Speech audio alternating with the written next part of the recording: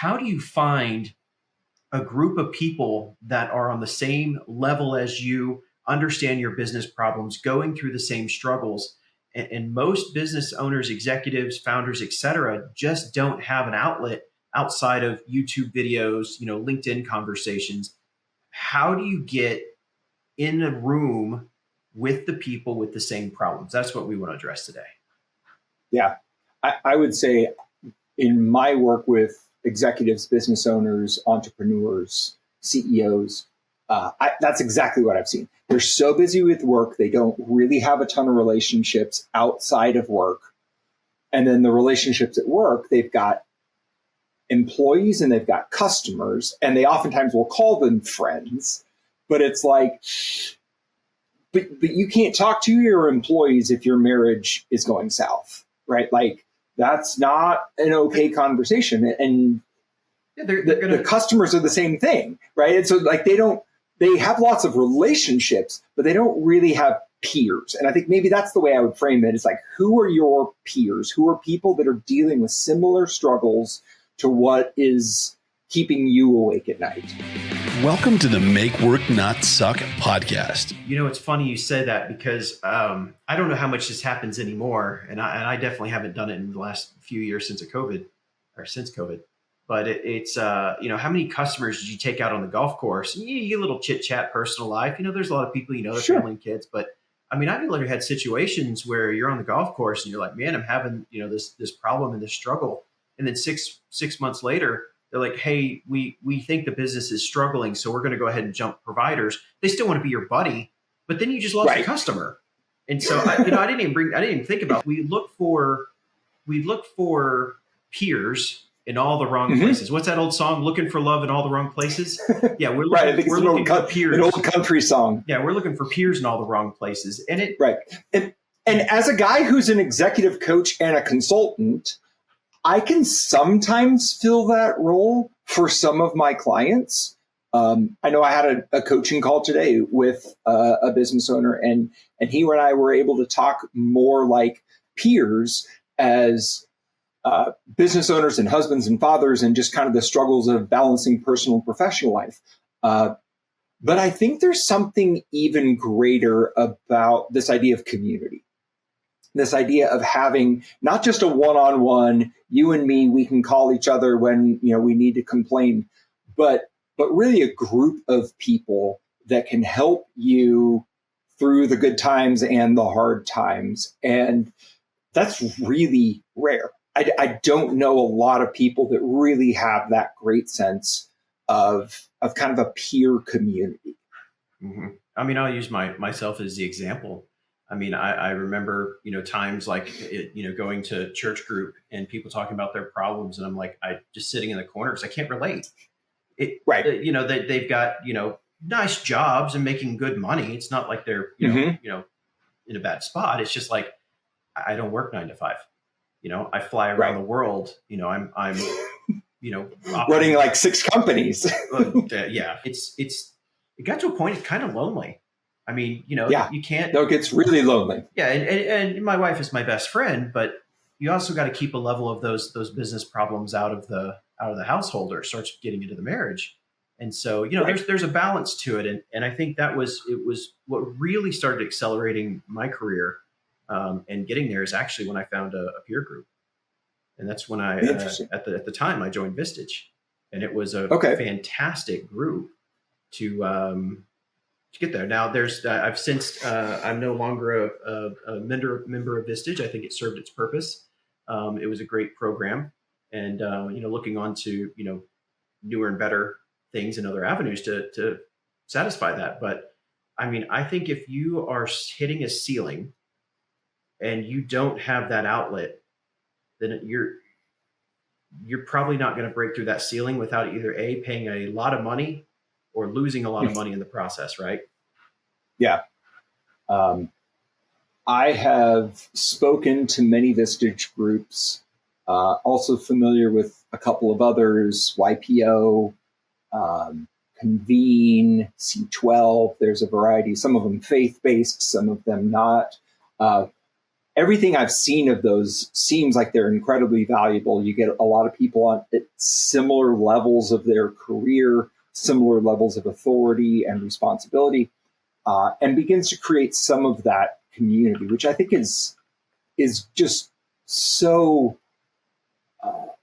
deeply needed and so rarely talked about amongst high achieving type A CEO types. I think many of those people are so capable. They've been able to do a lot of things on their own. And yet at some point you get to the top and you realize it's very lonely up there. And eventually every one of us is going to find something that we're going to encounter something we don't know what to do with. And I think the risk of not having that group is when you get to that moment where you face something for the first time that you've never faced before, you don't know what to do with it, and you don't know who to call. Oh, 1,000%. And how many times do you reinvent the wheel?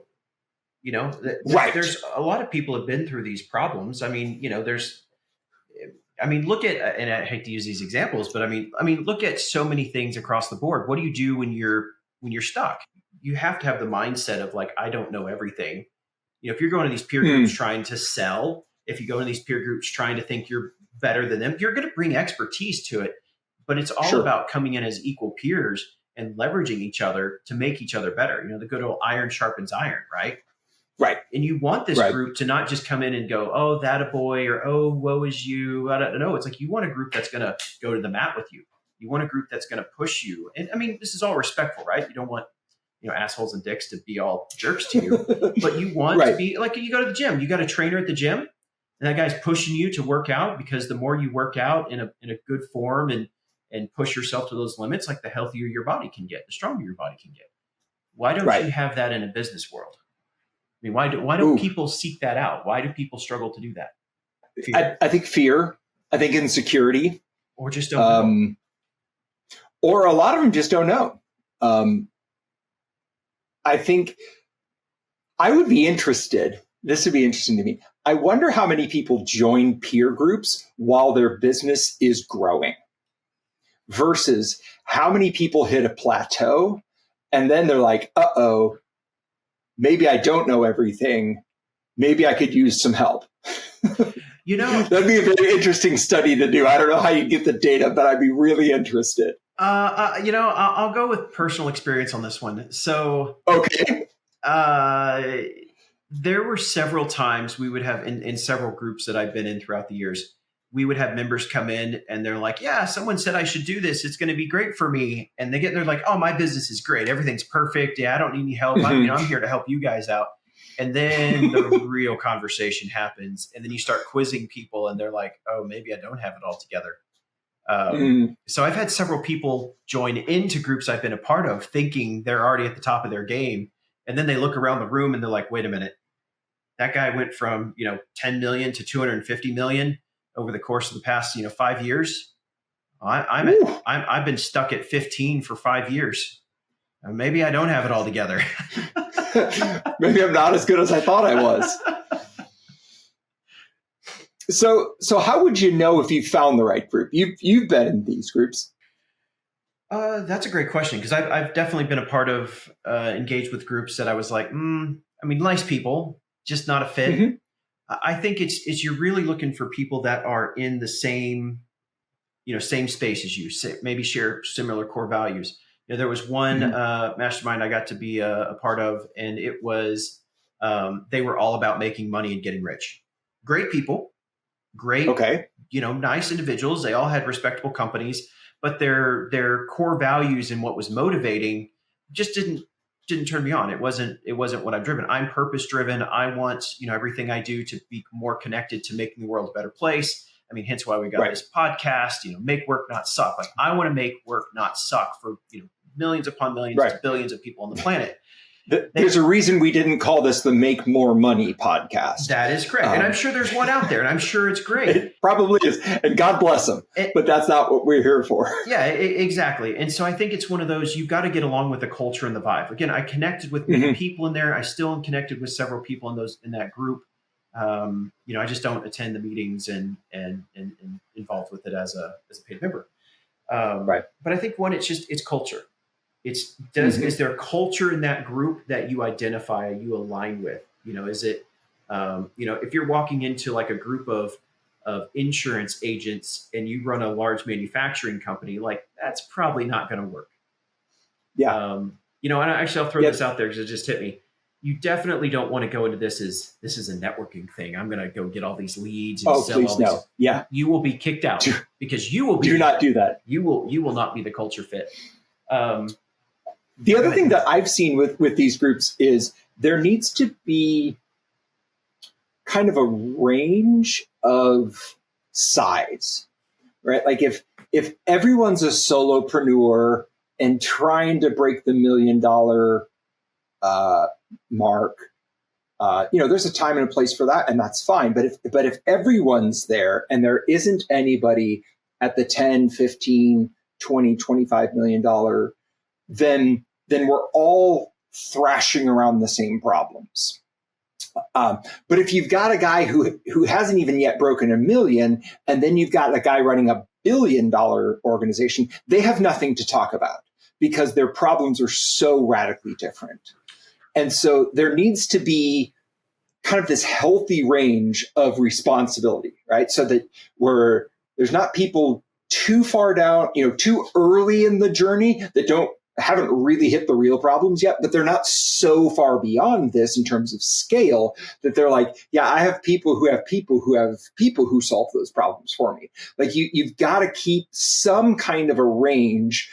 And usually I've seen revenue, sometimes I've seen profits or headcount, but there needs to be some kind of a range where we can have similar conversations because we're facing similar-ish problems, even if we're in different industries. Yeah, so 1,000%. It's got to be same level of time span. And it doesn't need to be all same industry. Sometimes getting people from outside your industry, because at the end of the day, and I know we've said this in a couple of other podcasts, 80% of business is identical. Marketing is marketing, sales is sales, support, finance is finance. Like I know everybody wants to say they can reinvent the P&L, but the P&L it's just finance 101, right? So at the end of the day, a lot of these companies have solved, I've been in groups where there's like manufacturing, large service companies, tech companies, all the labor-based company. Been in groups that had very diversity, but the companies themselves were all in a level playing field of complexity, problem, challenge. One company I was working with, they were a D2C marketing company, but they were struggling in B2B sales. Well, they kept going to D2C conferences and talking to other D2C agencies. They don't know what the hell they're talking about in terms of B2B. They know how to do D2C. Again, not that those people are wrong, like processes and techniques and things as far as running a better D2C agency was fine, but was bringing outside, B2B expertise is what really helped fix a lot of the sales and marketing strategy. So it's right. Hold on, time out. Translation for those of you who don't have an MBA, your D2C is direct to consumer. Your B2B is business to business. So who is your customer? Is it a consumer? Is it a business?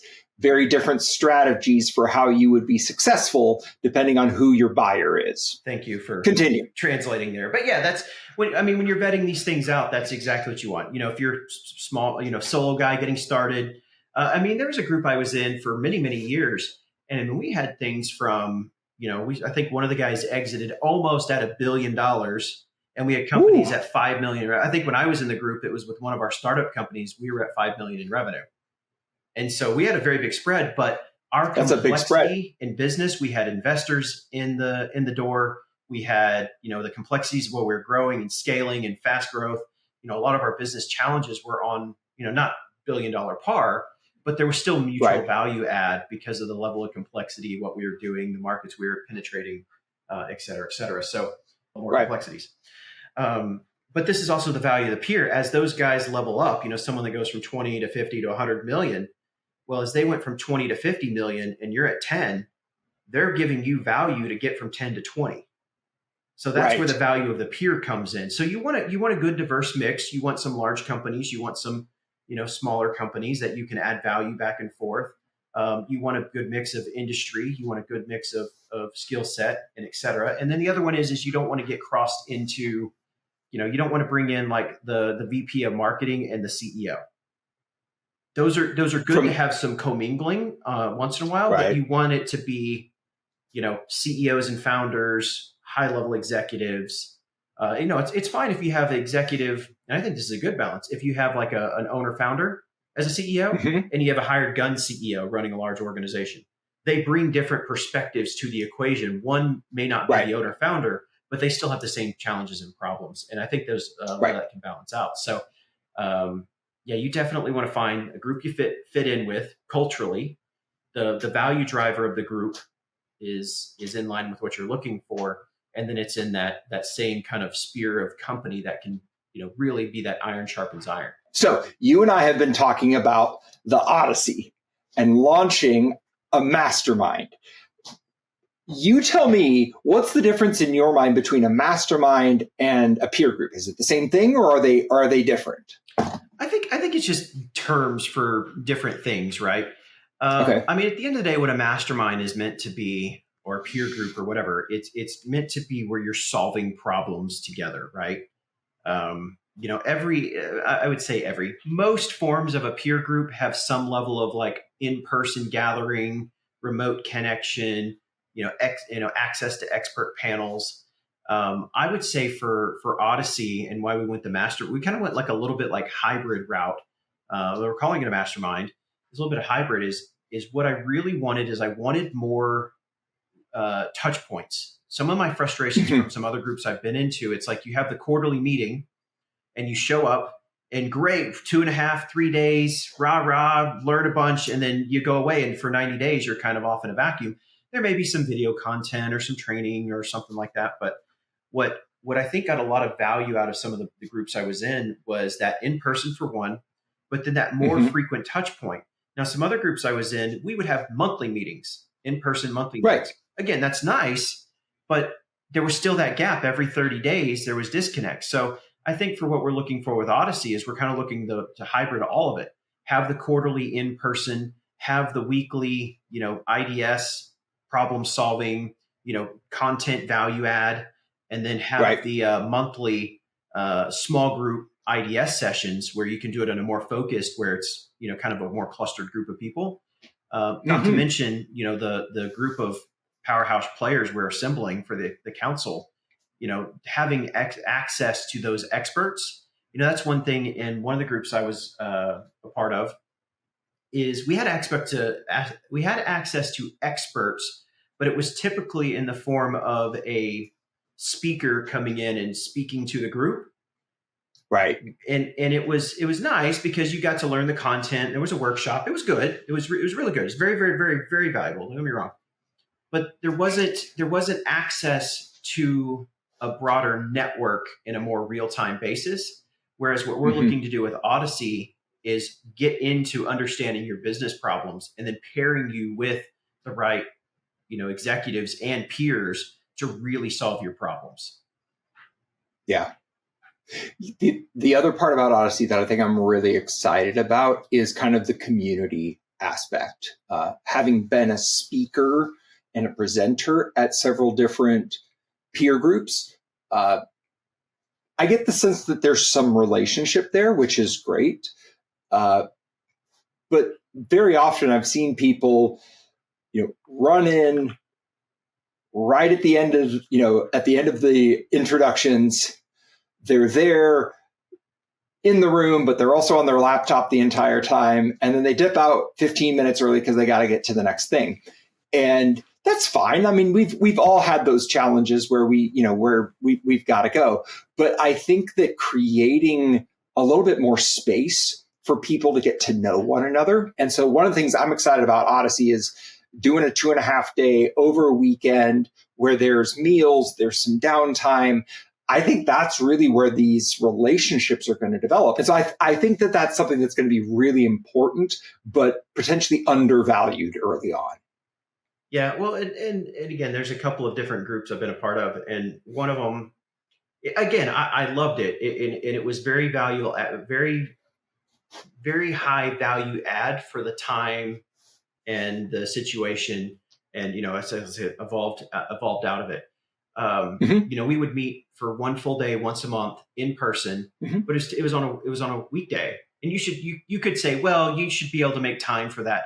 But there was not a lot of after hours. Everybody was rushing to get back to the office or got another proposal, and so that's why with Odyssey Right. we decided, let's do this a Friday, Saturday, Sunday. Is a lot of times just that Friday component is that just social hour, right? Just Right. unwind, and then you spend Saturday, diving into some content, problem solving together, and then Saturday night break bread, right? Right. If you ever want to solve problems, you break bread, and so you get the social aspect of it, the learning, and then a secondary component. And when we've done things like this with like our user groups and stuff in other companies in the past, like this, that was the point that really drove it. Is like I took, I got just casual socialization, I got content, and then I got more like practical, just problem solving with each other, and then plus access to, beyond that. I think the other thing too Right. for us is there's a couple of things here.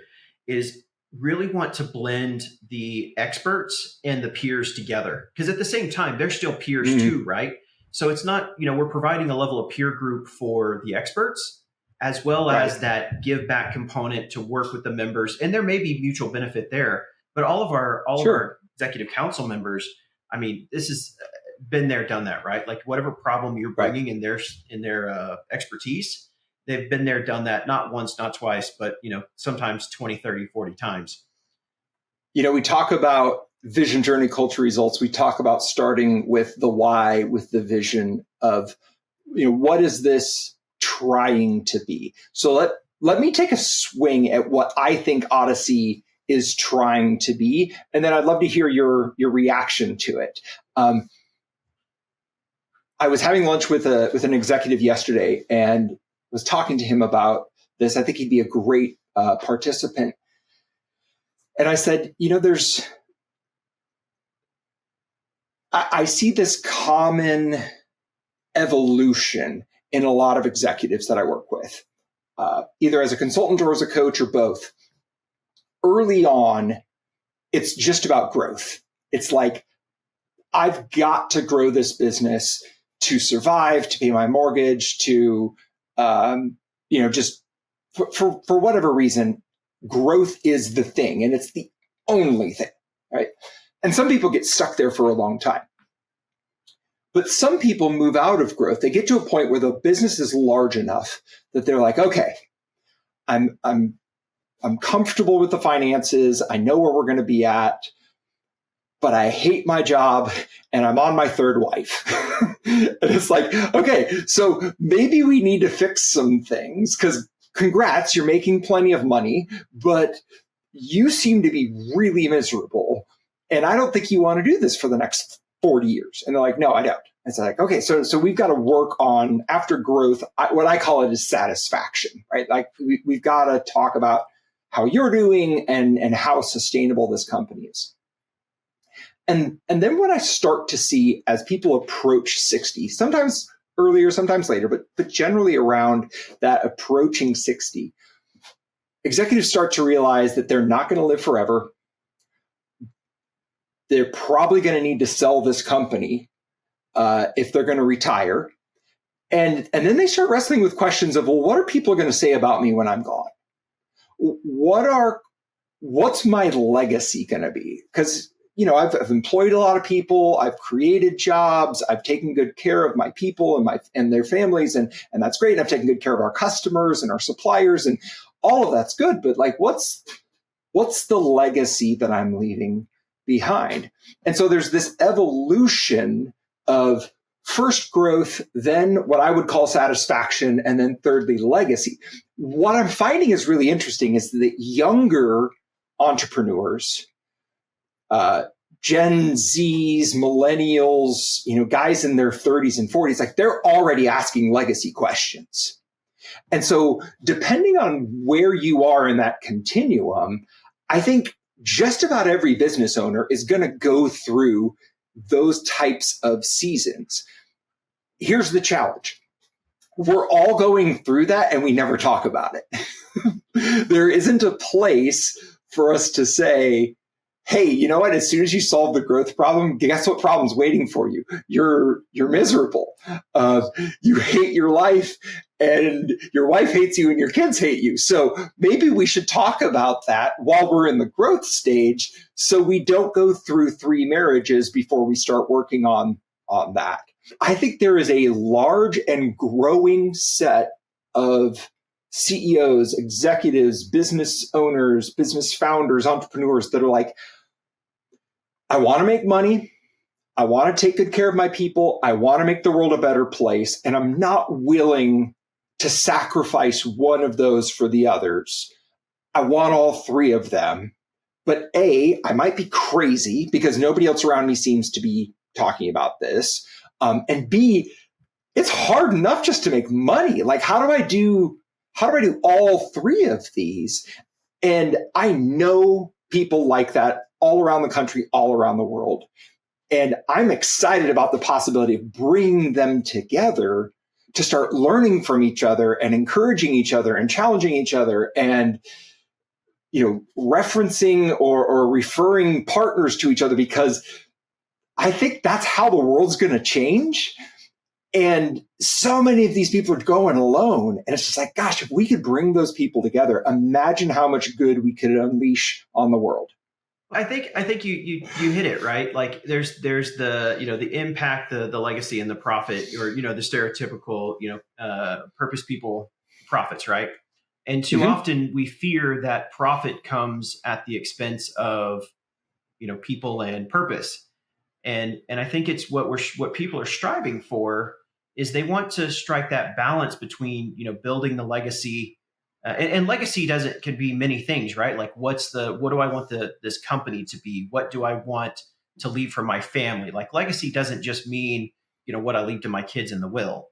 It's right. It's everything, and technically even young individuals right now that are in their current job, they're going to leave a legacy in their current job of whatever they go to next. And you go from company A to company B, technically you're going to leave a little mini legacy, whether it's positive or negative is your choice. Right. But you always leave a legacy when you go from one to another, right? There will be a story told about you. Right. And so when we think about, legacy, it's more than just the I think what we kind of bring it down to what do I leave my kids in the will? But I think you're right. It's you don't have to sacrifice profits for people and purpose. You don't have to get rid of purpose to get people, and it's striking that balance. And I think it's everybody wants to break through a business barrier, but it's breaking through whatever that barrier is. Most business owners, or at least the ones we want to work with, they want to lead with purpose. That doesn't mean you're a nonprofit. It doesn't mean you give all your money away. It just means that there's purpose behind what you do. It makes your customers' lives better in some form or fashion, or builds the community, et cetera. And I think they like the phrase "profit with integrity." Ooh, say more about that. It's where you're getting healthy profits, right? Like you want, at the end of the day, you're investing your time and energy to grow the business, and you want that to be a return, whether it's your retirement, whether it's paying for kids in college. Cool. I think it's one of those. It's like, how can I use my profits with integrity? How can I make sure I'm not at the expense of my people, expense of the mission, but still what I expect out of the business? Like there's nothing wrong expecting a 30% margin out of your company. Well, it depends on the industry that you're in. Well, and yes, it depends. Yes, there are industries and stuff where it would be unrealistic, but I think with integrity, it brings that component to it of balance and wholeness to it. Yeah, I was again talking to this gentleman yesterday at lunch and explaining kind of who Odyssey is for, and I was reminded or just remembered a business, and I believe it's a high-end furniture designer and manufacturer who hires ex-convicts to do the labor, because the likelihood of somebody coming out of prison, their most likely scenario is actually going back into prison at some point in the future. It's very difficult for people who have done time, from the little bit of research that I've done, to actually come and be integrated back into society. And a lot of it's because they can't get a job. And so this is a company that said, look, that's a problem for society. And we want to be part of the solution. It's not a nonprofit. They make money. They make high-end furniture. They sell it for a lot of money. I'm sure they have really healthy margins. But they're also making the world a better place by employing people that nobody else wants to give a chance to. Like, that's awesome that you're making a good product. People are paying good money for it. And you're creating job opportunities for people who really struggle to find good opportunities. Now that they're paying a livable wage, they can get an apartment and, start a family and all these things. And it's like, those are the kinds of people that I'm talking about, that I think they need to meet other people that are trying to make money, take good care of their people, and make the world a better place. And I don't care how they're making the world a better place. The fact that they have that as one of their driving values means that they need a community of people to encourage them and help them. Oh, yeah. No, I mean, again, that's where I think we confuse purpose and profit. Like, if you got to have one at the expense of the other. And the answer is you can do both. Right. Absolutely. One of the other things is, like, there's a lot of masterminds out there that are, I think we may have said this earlier, they're focused in on like marketing growth. Maybe it's just strictly all about marketing and marketing your business. What we are struggling to find out there is something that was really looking at the whole business. Now, there are things out there. There are, and don't get me wrong, it's not like there's none that exist. There are some that exist. There's probably more like localized pockets, and maybe in more local communities that exist. And there may be something in your local community that's more in line with what we're talking about here. But for us with Odyssey, one thing we wanted to do is we wanted to bring in, like Oracle, the tool. We're bringing in the Simplify method. Those are additional things. And we're looking at the whole business. We're not just looking at strictly, like you said earlier, we're not looking at strictly at growth. We're not looking strictly at satisfaction. We're not looking strictly at legacy. We're looking at the whole component. We're looking at the whole business. Is it sales, marketing, operations, finance? We're bringing in culture, yeah, people, et cetera. We're bringing in everything to get a business in their top, operating possibility. Because at the end of the day, what are we looking for? We're looking to sell the business to, whether it's we do, an IPO, we do private equity, a sell, whatever it may be. At the end of the day, we're trying to get the business to a level and point so that we can cash out and reward on all those hard work and efforts. And just being in a group that's focused strictly on marketing doesn't help you with people in HR. There may be conversations in it where it leads to, but when we get into these businesses, we're looking at the whole business, identifying what really are the root causes. And so we are bringing in those other tools that are part of our, the overall Simplify mission to drive the business forward. That's one of the things I like about what we're trying to do with Odyssey is we want to be holistic. We want to talk about your purpose, your profits, and your people. We want to talk about your vision, journey, culture, and results. We want to talk about all the different dimensions of your business because they're interconnected. And if we're just like, well, we're only going to talk about your IT strategy, it's like, well, that means nothing without the context of your industry, your culture, your strategy, your leadership team. Like those things all fit together. And if we just pull one piece out and optimize for it, it's not going to fit when we put it back in to the rest of the system. And so I really like this idea of how do we create healthy and effective businesses that are growing, that have purpose, that people want to come and work for.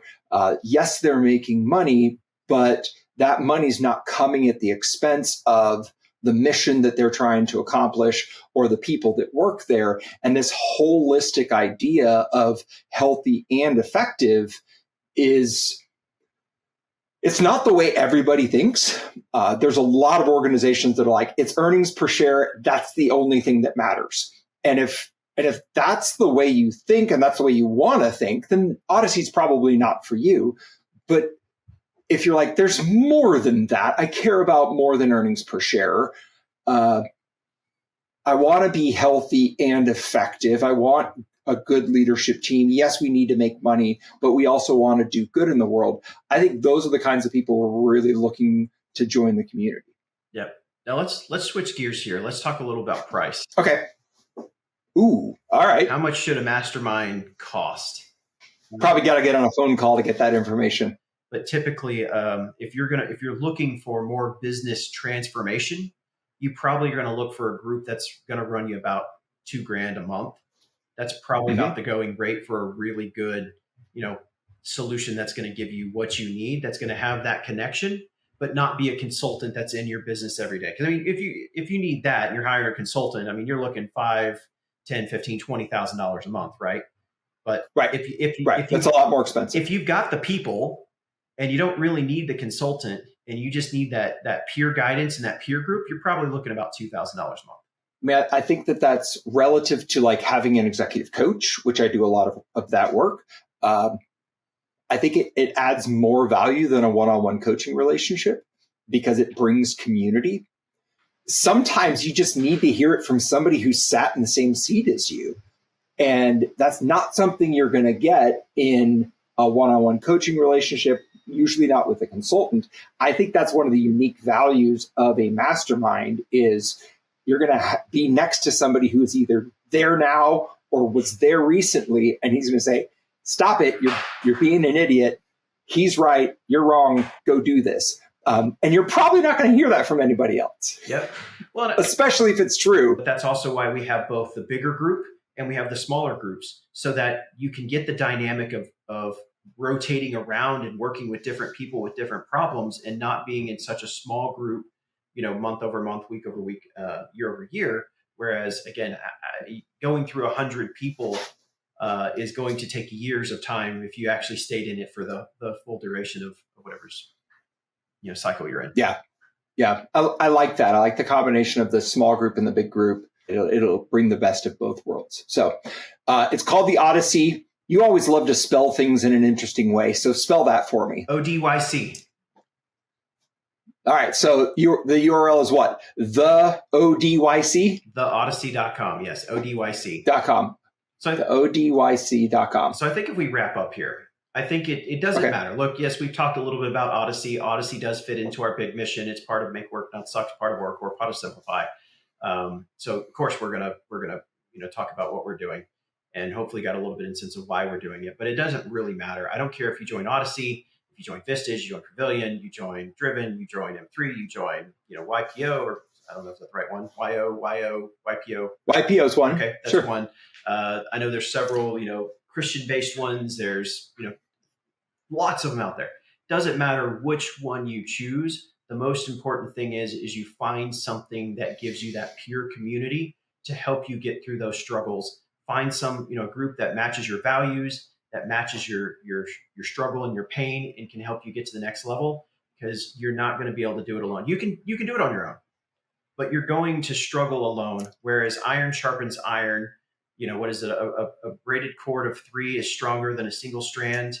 We can pull all the analogies out here, but at the end of the day, don't care where you do it, but seriously find a peer group to help you grow and scale your business. Because at the end of the day, this whole podcast is about making work not suck. And it starts with the leader taking the initiative to better themselves and get that help to influence it to the organization. Because at the end of the day, that is the one, from an executive standpoint, that is the first step in making work not suck for your people. Make Work Not Suck. Our podcast that talks about exactly that. Our process, vision, journey, culture, and results. We present real-world business solutions that make the difference.